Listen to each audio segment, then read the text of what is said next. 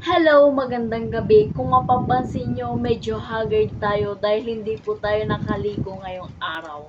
Kaya kung mapapansin nyo, parang kakagising ko lang. 'Di ba? Parang kakagising ko lang. Dahil kanina po, madami po akong ginawa. Tinapos ko po yung mga gawain ko sa school, ganun po, at natapos ko din po sa wakas. Sa totoo lang po, pwede ko pong ipaprint. Kaso hindi ko po pinapaprint dahil wala akong pera. Charot. So, yun na nga, madami pa tayong sinasabi, ba't hindi na lang natin umpisahan? Ang video na ito ay tungkol sa magtiwala ka lang palagi sa sarili mo.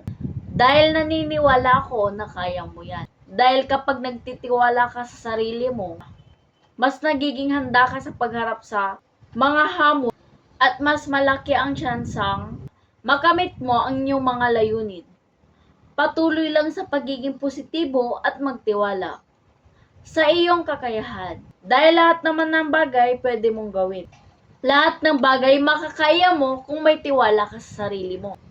By the way, kung hindi mo pa ako kilala, ako nga pala si Renalyn Aquino, isang estudyante at the same time madiskarte. Pero bago ko simulan, ganito kasi yon. Dati kahit ako mismo, hindi ako nagtitiwala sa sarili ko. Kasi para sa akin, kunwari may gagawin ako. May gagawin akong isang bagay pero hindi ko magawa kasi nga wala akong tiwala sa sarili ko.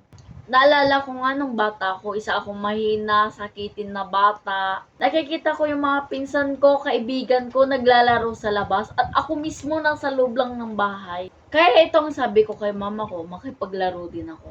Pero alam niyo ba kung anong sabi ng mama ko? Hindi pwede dahil mamaya magkasakit ka lang dyan.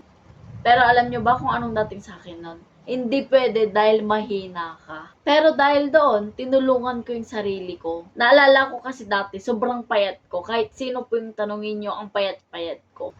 At ito pa, may sakit talaga ako nun. Kaya naiintindihan ko din kung bakit daw pinapayagan ni mama ko lumabas, makipaglaro. Dahil nga, may sakit ako. Pero para sa akin, kunwari hindi ako pinapayagan makipaglaro. Siyempre, bata ako nun. Hindi pa matured yung isip ko nun. Ang nasa isip ko nun is, hindi ako pinapayagan dahil siguro iniisip ng mama ko, napakahina ko, ganon. Kaya yun. Pero ito lang yung masasabi ko sa sarili ko. Magpapagaling ako at tutulungan ko yung sarili ko. At yun nga yung ginawa ko. At ito na ako ngayon, hindi sumusuko kahit anong pagsubok ang dumating, nandito pa din ako lumalaban. Dahil ngayon malaki na yung tiwala ko sa sarili ko. Dahil naniniwala ako na hindi ako pababayaan ni Lord. Magtiwala ka lang palagi sa sarili mo, makakaya mo rin yan. Dahil ang huling tutulong sa'yo ay sarili mo. Huwag kang matakot na subukan ang isang bagay na gusto mong gawin. Lagi ka lang magtiwala sa sarili mo na kaya mo. Magtiwala ka lang sa sarili mo na magagawa mo. Maging positive ka. Dahil ikaw lang yung makakatulong sa sarili mo na magawa yung bagay na gusto mo. Ikaw lang, wala ng iba. Dahil hindi naman pwedeng gawin sa'yo ng ibang tao yung gusto mo. Gusto mo nga, di ba? Kaya dapat ikaw yung gumawa ng paraan. Tutulungan ka ng ibang tao pero sa huli, asa sa'yo pa din kung gagawin mo or hindi. Pero tignan mo, kapag nagawa mo yung bagay na gusto mong gawin, sobrang sarap sa pakiramdam. Minsan kasi nauunahan tayo ng takot. Minsan iniisip natin yung puro negatibo na bagay. Dahil iniisip natin yung disadvantage agad. Kaya ayun, ano nangyari? Di wala nga katuloy. Wala naman masama kung susubukan mo. Susubukan mo lang naman, di ba? Wala naman mawawala kung susubukan mo. Di kung hindi mo kaya, di hindi. Kung kaya mo, di mabuti.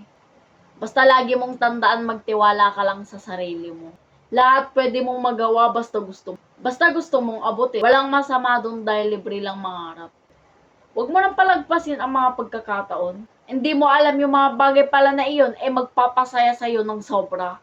Tinalikuran mo, di sayang. Diba, magsisisi ka pa. Basta tandaan mo kahit anuman ang mangyari sa ginawa mo. Kung may masamang nangyari, nasaktan ka man, alam mo na kung ano yung susunod na gagawin mo. Dahil bawat experience may matututunan ka. Bawat experience makikilala mo yung sarili mo.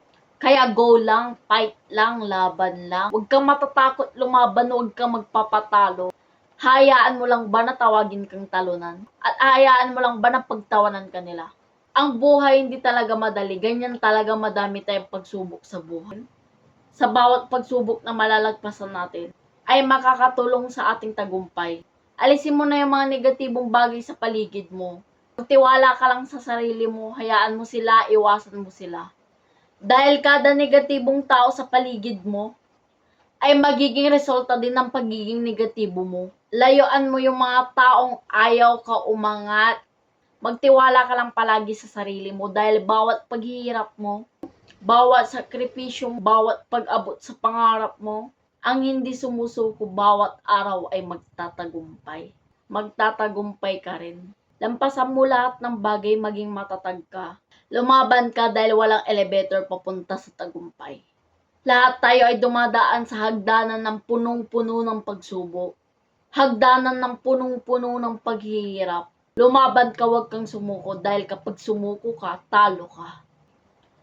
Para sa akin, wag kang sumuko kapag wala ka pang narating. Dahil naniniwala ako na kapag hindi ka sumuko, magtatagumpay ka. Kapag ito ay napanood mo at may natutunan ka, pwede mo ba itong i-like at i-share?